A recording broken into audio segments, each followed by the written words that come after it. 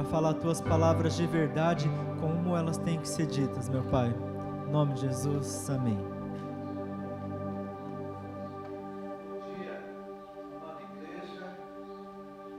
Que coisa boa é poder começar o domingo, a nossa semana na presença de Deus. O sol aqui em Suzano está brilhando forte, o calor está ficando tórrido, louvado seja o Senhor. O tema da nossa reflexão nessa manhã é família normal.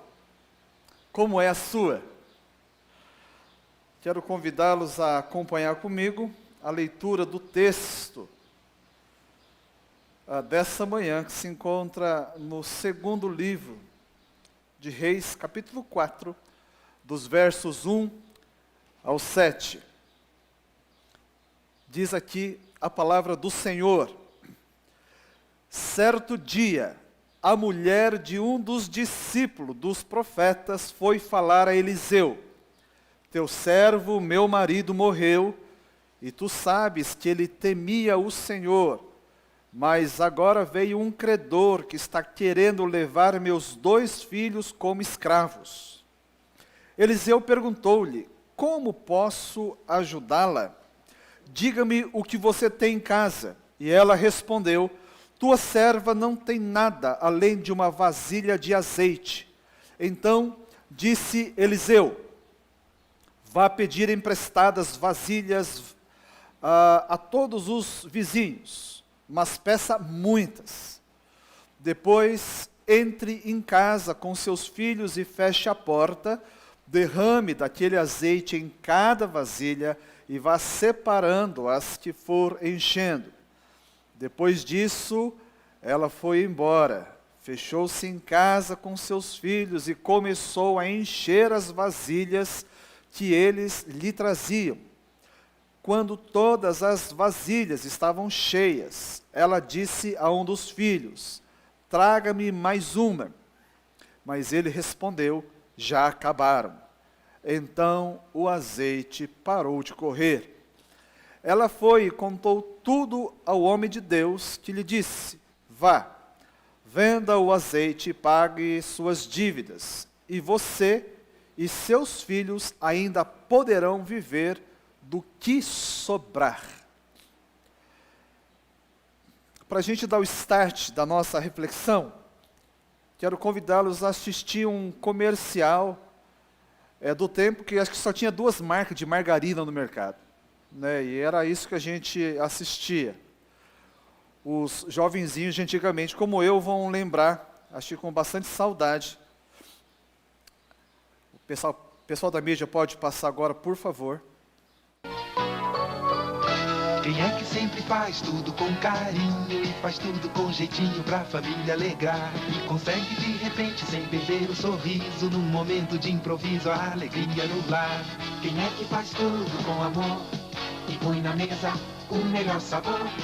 Aqui tem Doriana, a gente logo vê, e os elogios são todos pra você. Com Doriana, o sabor que a gente logo vê é Doriana, os elogios são pra você.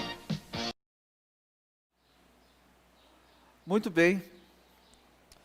Por causa desse tipo de comercial, talvez esse comercial, a frase família Doriana ou família Margarina passou a designar as famílias perfeitas, ou pelo menos a ideia de uma família perfeita, porque isso não passa de um mito.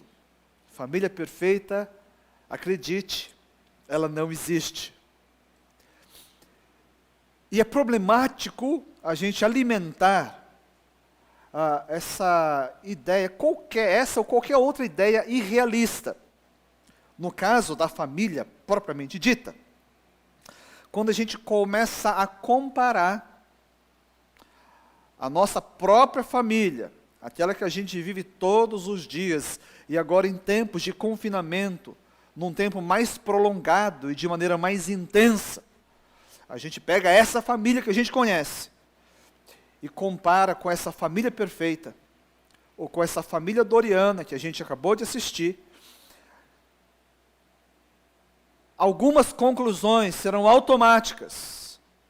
Talvez a mais das inofensivas seja: a minha família tem problema.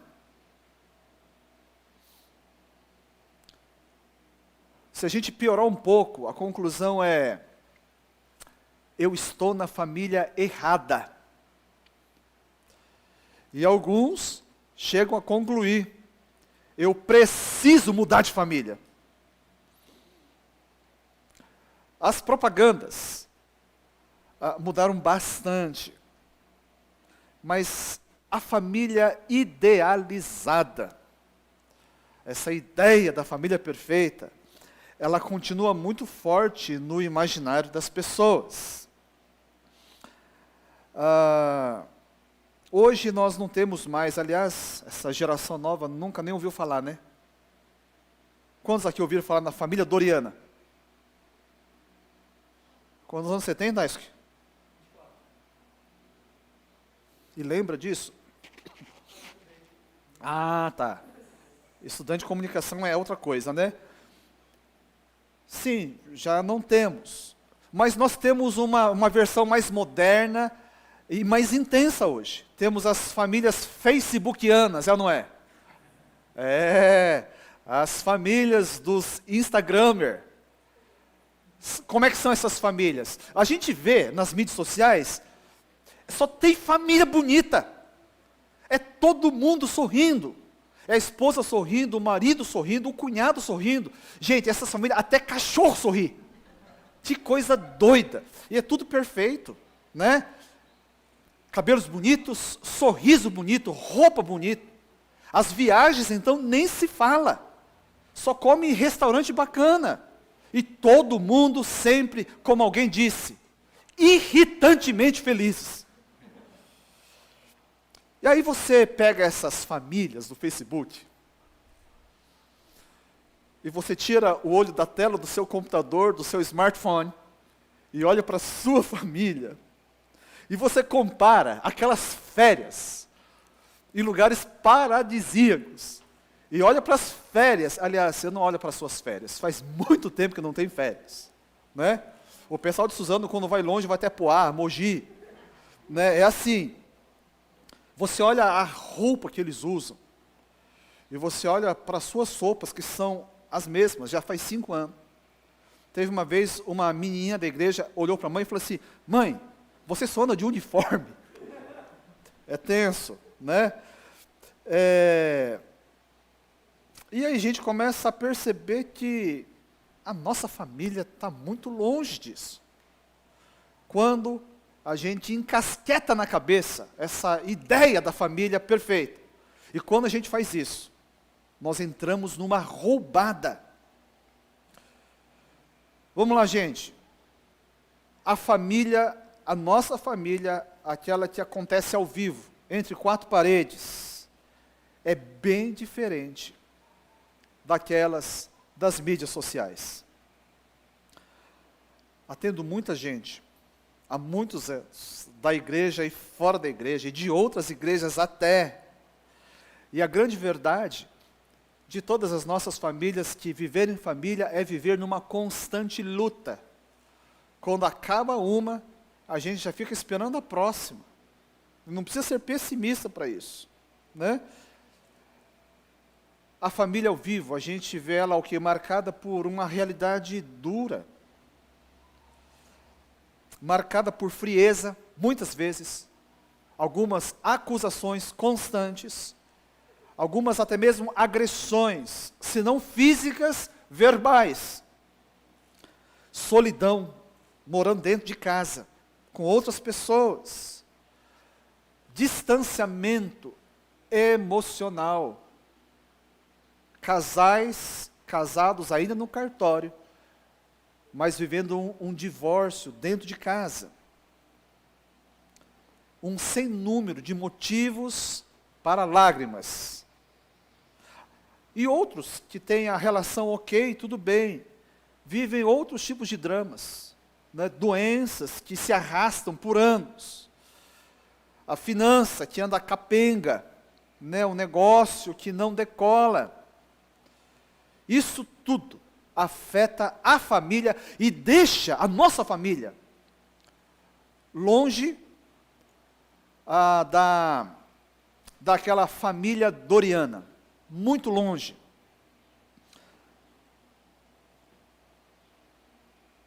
Nós vamos ver algumas famílias nas Escrituras Sagradas, lá no Antigo Testamento, e a gente vê uma coisa curiosa. Mesmo as famílias dos homens de Deus, de reis, de profetas, de pessoas comuns, a gente não vê uma única família igual a alguma outra, registrada nas Escrituras. Todas elas têm alguma coisa, alguma vivência complicada. E nessa manhã a gente leu um texto, lá no livro do Reis, de ninguém importante, aliás, sequer o nome é mencionado.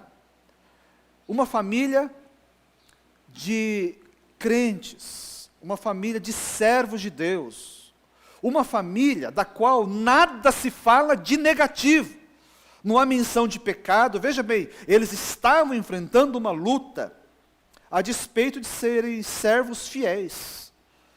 E eu quero, a partir dessa família, tirar alguns ensinamentos para a sua família e para a minha família.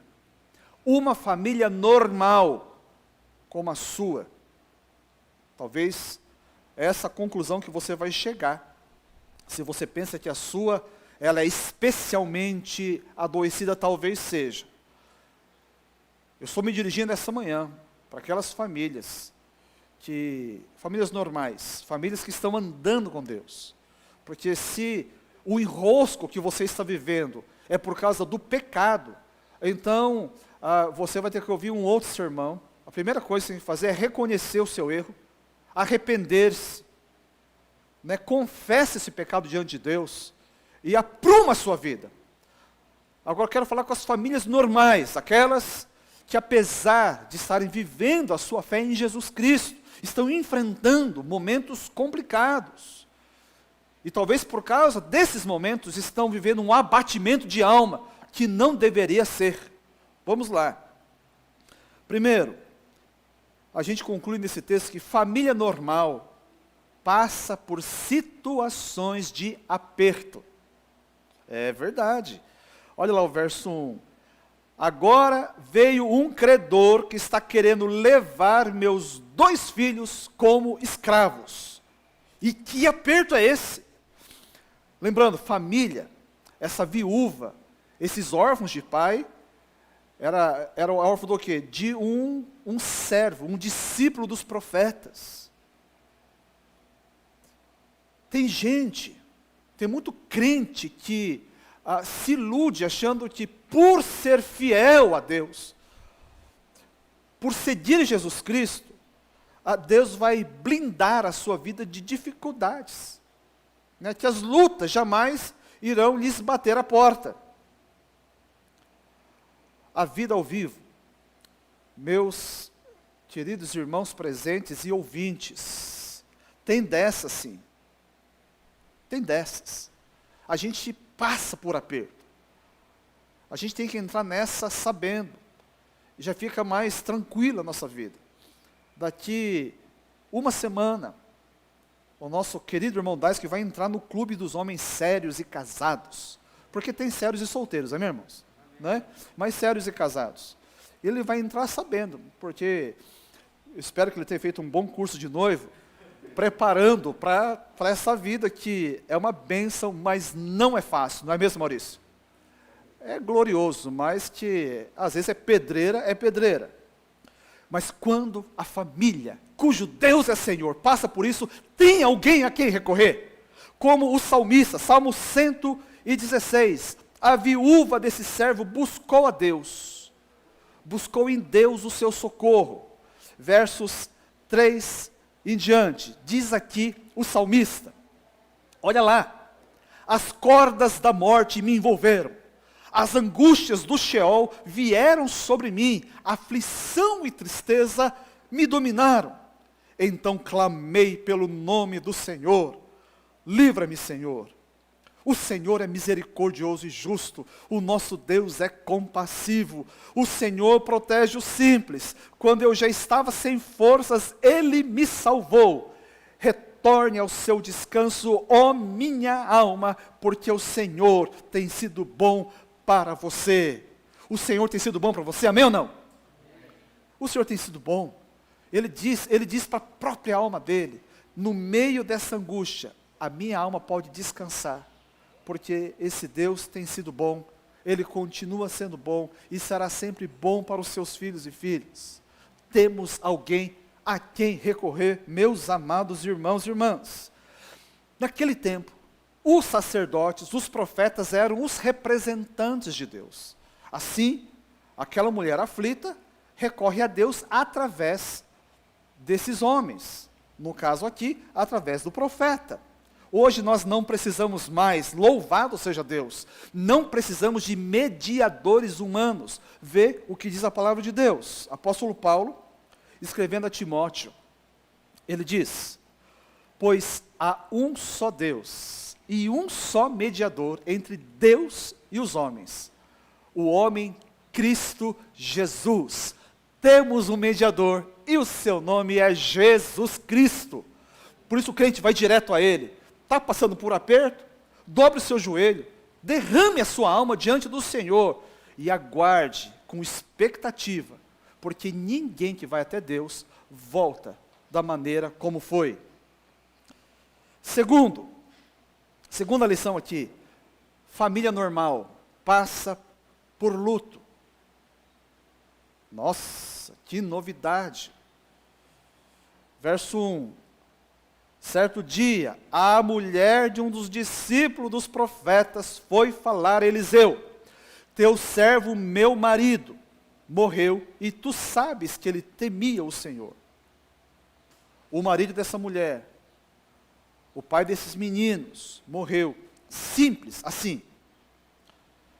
Queridos, todos nós sabemos que basta estar vivo para morrer. A morte faz parte do curso natural da nossa vida.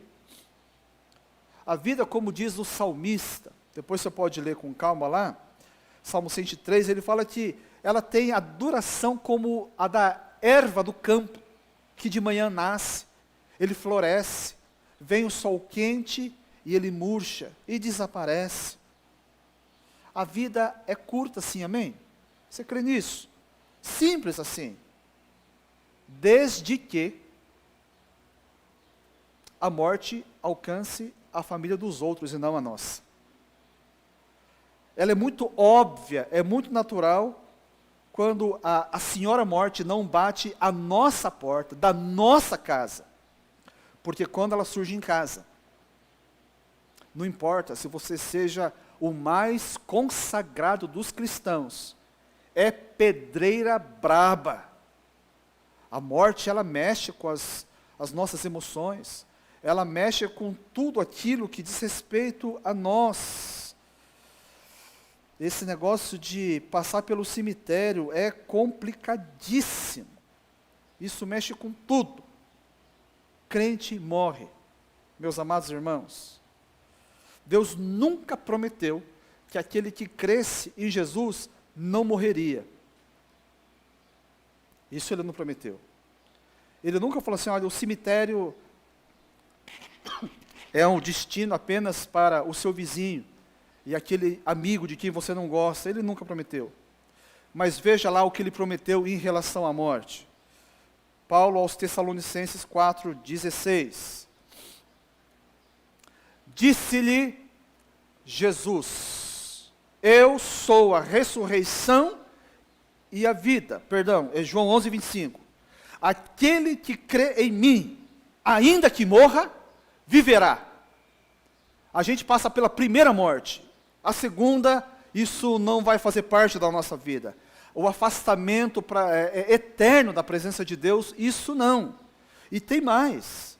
Alguns pensam assim: ah, sim, eu sei. A gente morre uma vez, o corpo volta para o pó e o espírito a Deus que o deu.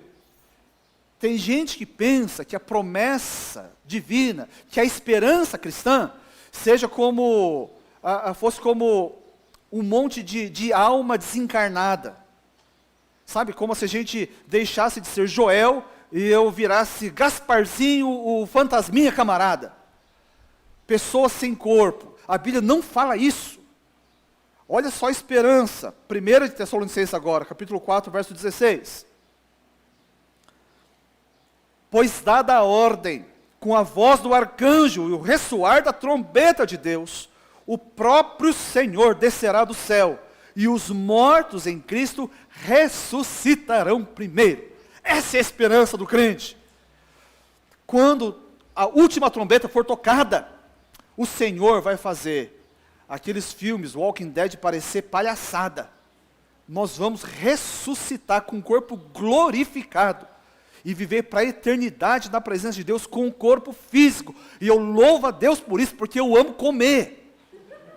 Jesus, depois que ressuscitou, ele comeu. Aliás, Jesus comia direto. E ele queria ser lembrado pela igreja através do quê? De uma ceia. Jesus amava comida, e eu sou filho dele, e eu gosto muito de comer. Por isso a questão não é, eu vou morrer ou não vou morrer. Isso aqui é uma conversa que não faz sentido para nós. Aliás, para ninguém. Não faz sentido porque você vai.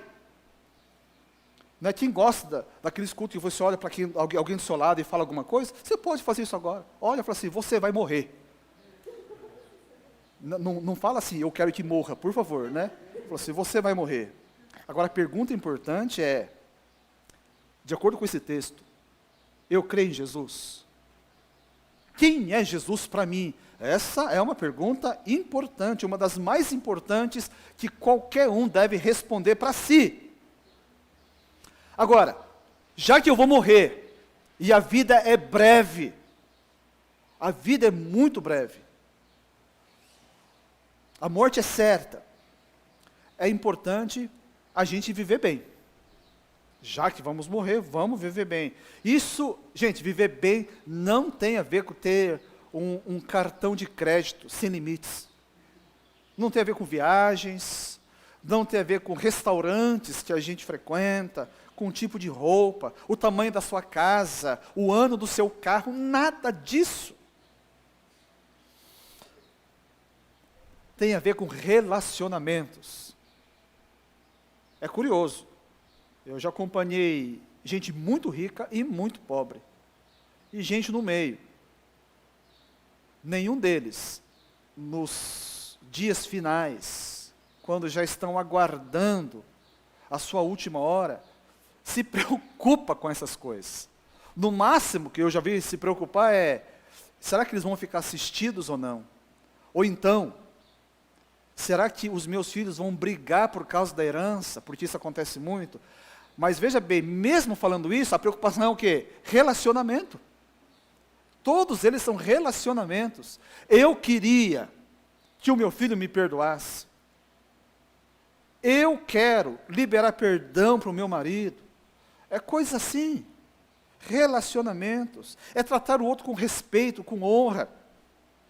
Amar a sua esposa, os seus filhos, enquanto você os tem.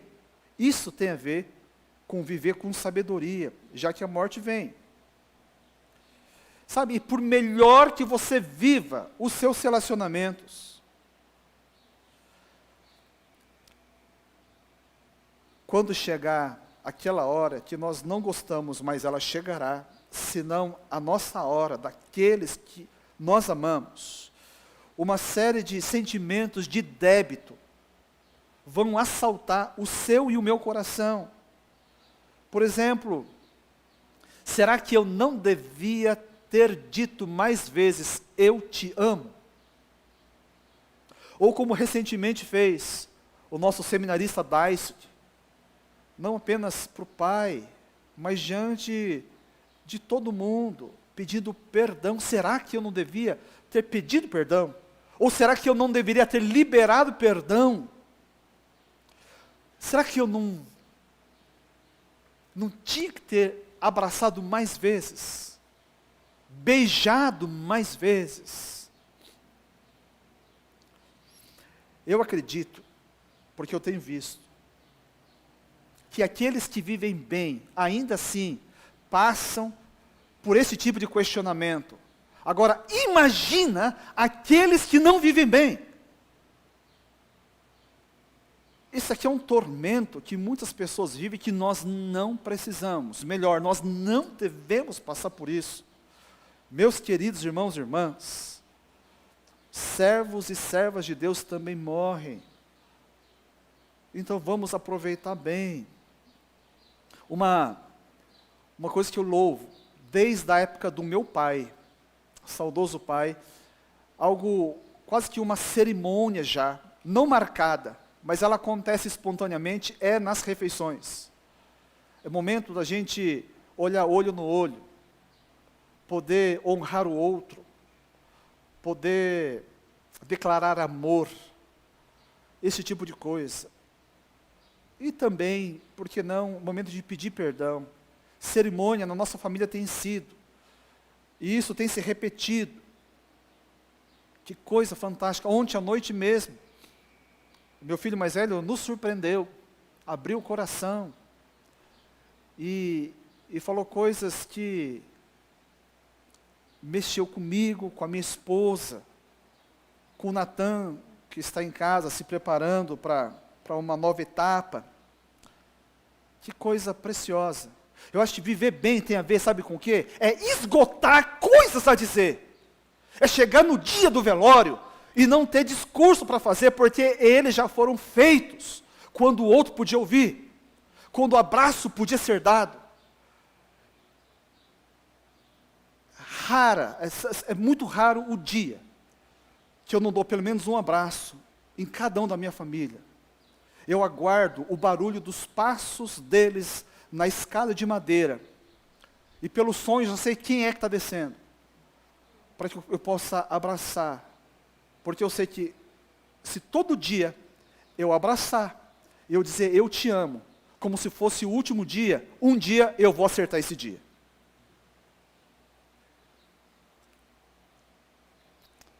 Famílias normais passam pelo luto. Por isso, em nome do Senhor Jesus, ame bastante, intensamente, antes que esse dia chegue. Terceira lição, em família normal, a gente enfrenta dificuldades, finanças, saúde, espiritual. Agora veio um credor que está querendo levar meus 2 filhos como escravos. Além do sofrimento do luto, que já é muito tenso, essa família ficou na miséria. Aliás, não ficou zerado. Se tivesse banco, seria tipo ali o extrato bancário, né? Menos 200 mil reais. É algo assim, coisa impagável, coisa terrível. A família estava para ser desmanchada, não era só questão financeira. Os filhos seriam levados como garantia. Quanta gente séria, trabalhadora, seguidora de Jesus Cristo, que não faz extravagâncias, vive de modo responsável, e ainda assim passa por momentos dificílimos. Na área de finanças, eu estou falando como essa família. E se não bastasse esse sofrimento, que não é pouco, eu já vi crentes da mesma igreja julgarem o aperto do outro, dizendo, está vendo, são irresponsáveis. Olha, não sabe gerir as finanças. Começa a fazer suposições da vida alheia de modo leviano, porque nem sabe, nem pergunta. E supõe, condena e ainda espalha. Queridos irmãos, esse tipo de coisa não pode acontecer. Eu cheguei ontem aqui, eu nunca ouvi isso nessa igreja, eu espero nunca ouvir algo tão diabólico assim. Por conta do isolamento, esse que nós somos obrigados a viver, muitos perderam emprego, gente. Muitos perderam emprego. Empresas lutam para não falir. Eu já vi patrões chorarem por serem obrigados a demitir, porque estava insustentável. não dormir direito à noite, pensando nas famílias, porque cada demissão é uma família desassistida na sociedade. Alguns não aguentaram fechar as portas. Tem pai e mãe que chora por não poder dar o básico para os seus filhos, como essa mãe. Atender necessidades básicas, irmãos. E nesse meio, há famílias de crentes no Senhor Jesus. E eles perguntam, por que está acontecendo? Pastor, você pode orar? Será que Deus pode revelar que pecado nós cometemos? Gente, quando a crise é nacional, todo mundo entra no barco. É crentes e não crentes, fiéis e infiéis. Isso faz parte. Agora, como povo de Deus, nós temos uma oportunidade riquíssima da gente se posicionar como povo de Deus, seja pela nossa conduta, né, no meio dessa tragédia, seja proclamando Jesus Cristo para as pessoas que estão em desespero, e principalmente, nós sendo materialização do amor de Deus pelas pessoas. É pés que se apressam para ir na direção daquele que precisa, mãos que alcançam, e não apenas boca. O que é que nós, como povo de Deus, temos feito de concreto? Tem gente que só ora e não age. Se você é um daqueles que está surfando nessa crise, tem gente que está se afogando nessa crise. Eis o momento para todos nós. Outros estão enfrentando crises terríveis por causa desse vírus. Alguns estão passando por internação. Tivemos parentes, familiares de membros da nossa igreja que sucumbiram ao Covid. Que coisa terrível.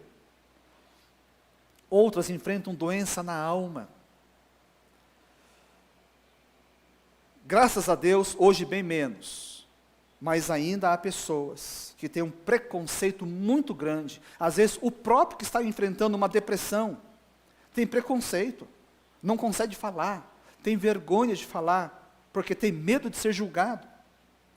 Síndrome de pânico e qualquer outra doença, né, que acontece aqui no cérebro, que não é detectado no ultrassom, numa ressonância magnética. Essas aqui são doenças demonizadas muitas vezes.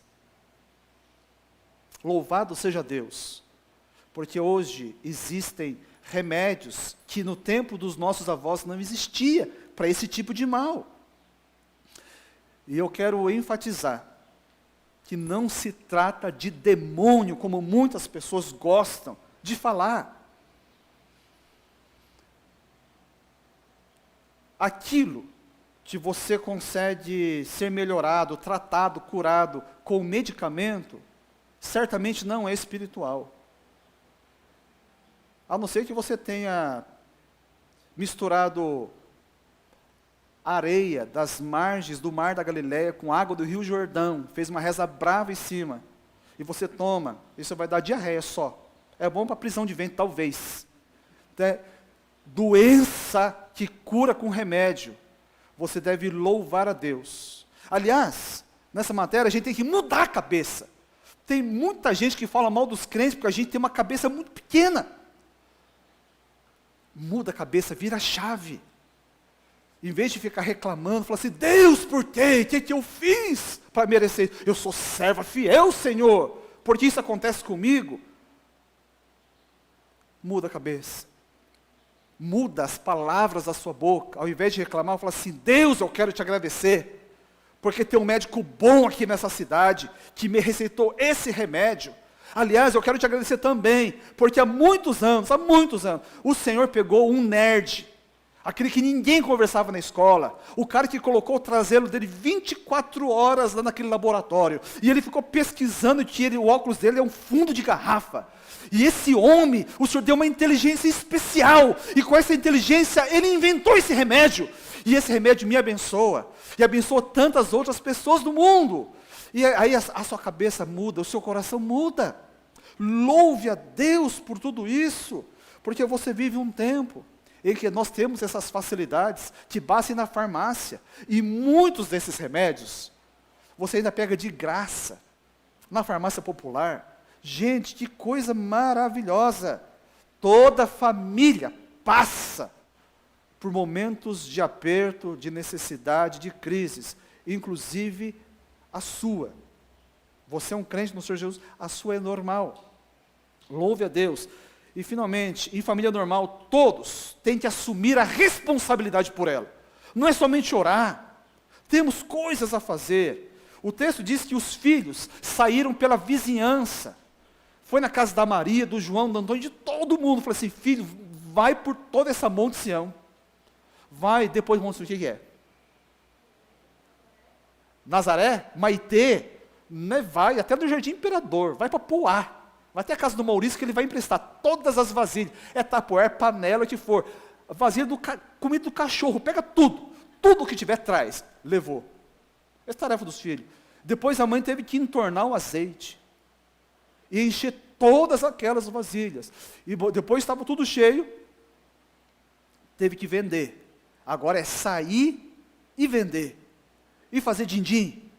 E com isso, o que o texto fala? Você vai, vende tudo isso aqui, paga a sua dívida e viva do resto. Gente, que brutal que é isso. Ela começou viúva, endividada.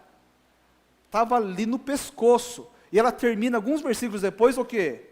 Dívida paga e aposentada. Gente, esse negócio é bom demais, não é? De dívida para aposentadoria, o negócio é fantástico. É tudo o que aconteceu. Agora, eu pergunto, Deus poderia ter feito nascer dinheiro na árvore do quintal dessa mãe ou não podia? Podia ou não podia?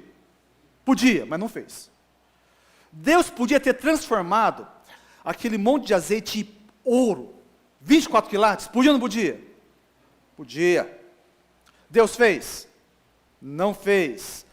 Por que Deus não fez? Sabe por quê? O texto não diz, e eu não vou inventar uma resposta. Agora, o que a gente pode saber é o que o texto diz. O que o texto diz? Que Deus assistiu uma família, a necessidade de uma família, resolveu a partir de algo que ela tinha. É isso tudo que a gente pode concluir. Ela tinha alguma coisa. Essa mulher estava numa situação de miséria, sem dinheiro e com dívida. Ela olhava para a casa dela, estava mais vazia do que a sua carteira no fim de mês, não é? Última semana do mês, ali é dia de... Quem namora vai na casa do namorado, né? Porque não tem mais dinheiro para comer lanche, não tem nada. Acabou. Né? O Daes que vai fazer o quê? Vai na casa da sogra. Louvado seja Deus, tem sogra, tem mãe. Vai revezando.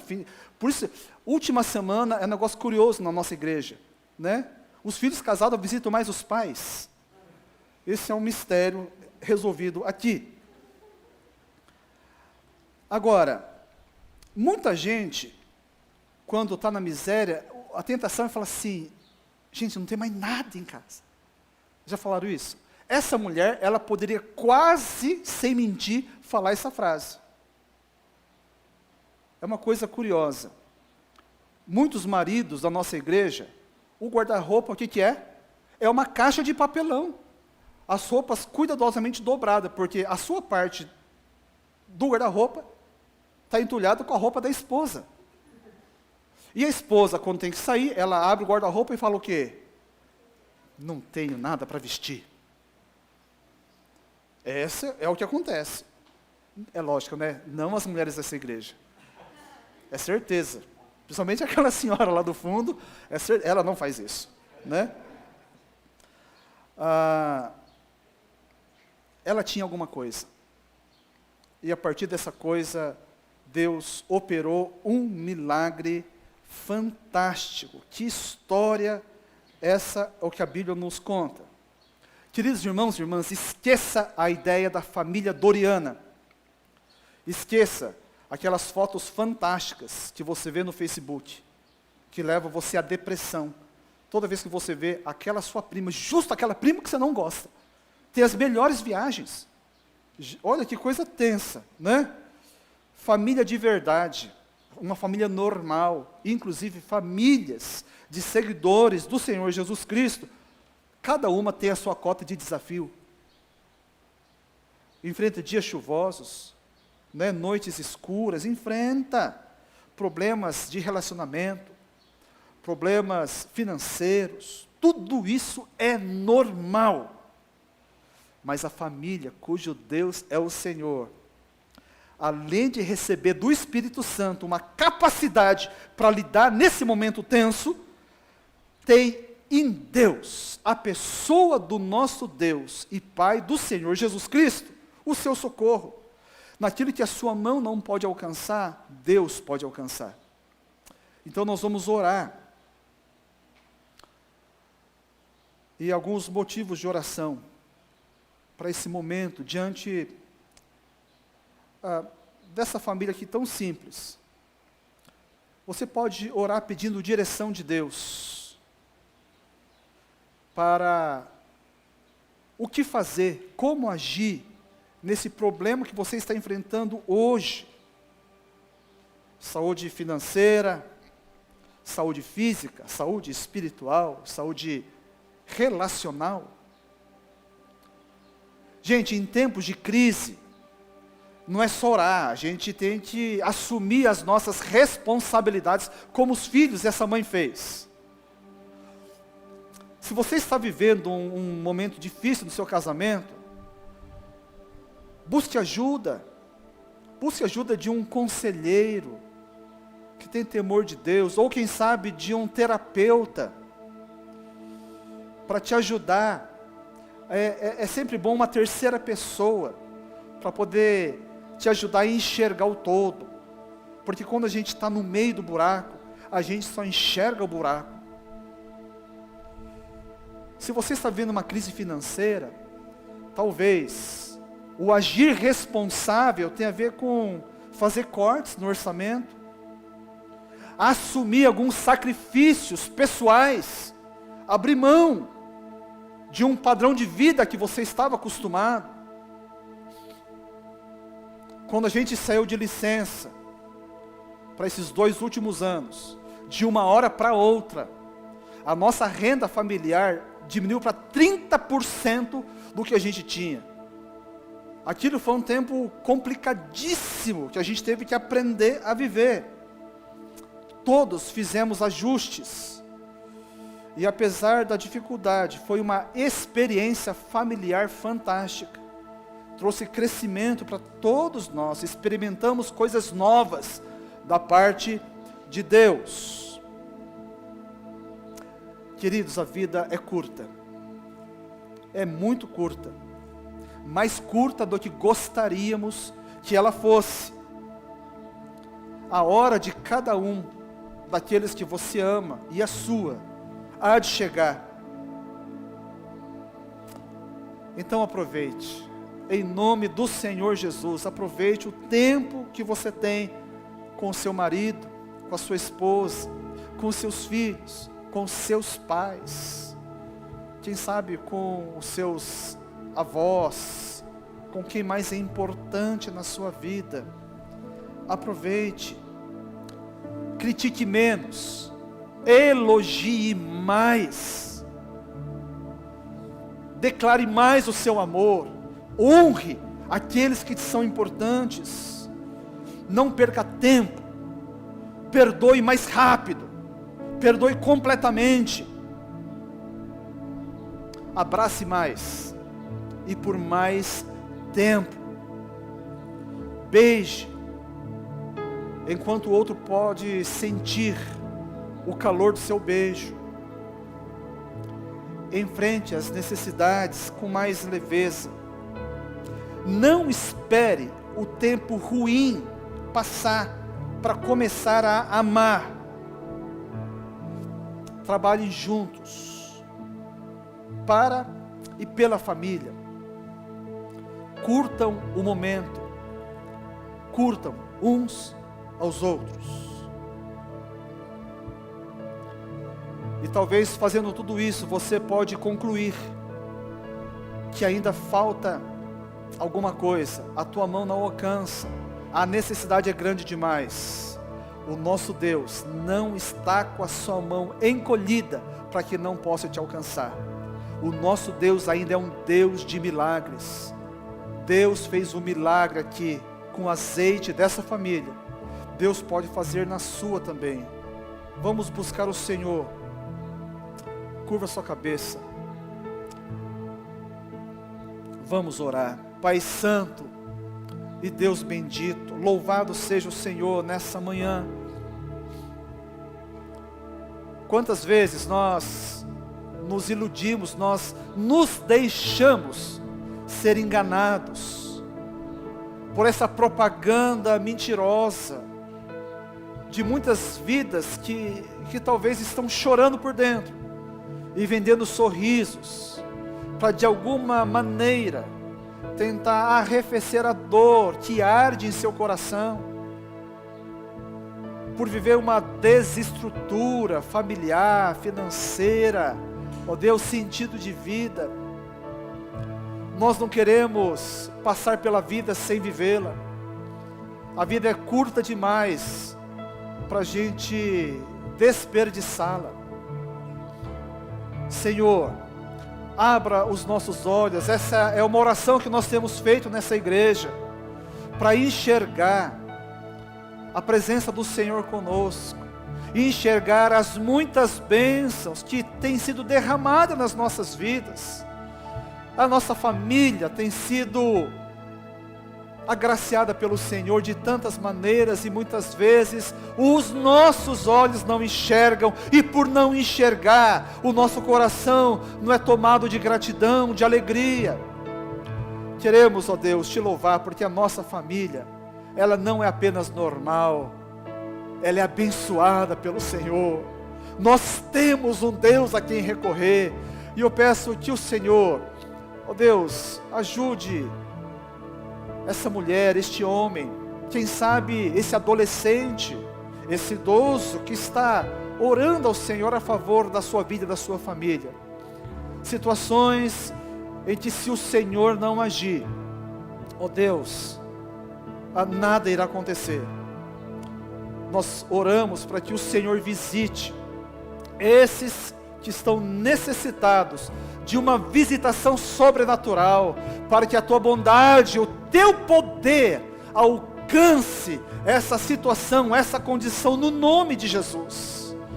Oh Deus bendito e amado, que a presença do Senhor possa encher essas famílias, a percepção do divino venha transformar até mesmo a atmosfera dentro de casa, transformando uma atmosfera de amor, de afeto, uma atmosfera santa, por causa da presença daquele que é santo, santo e santo. E é neste nome do santo Jesus Cristo é que nós oramos, com uma linda expectativa nos nossos corações. Amém e amém.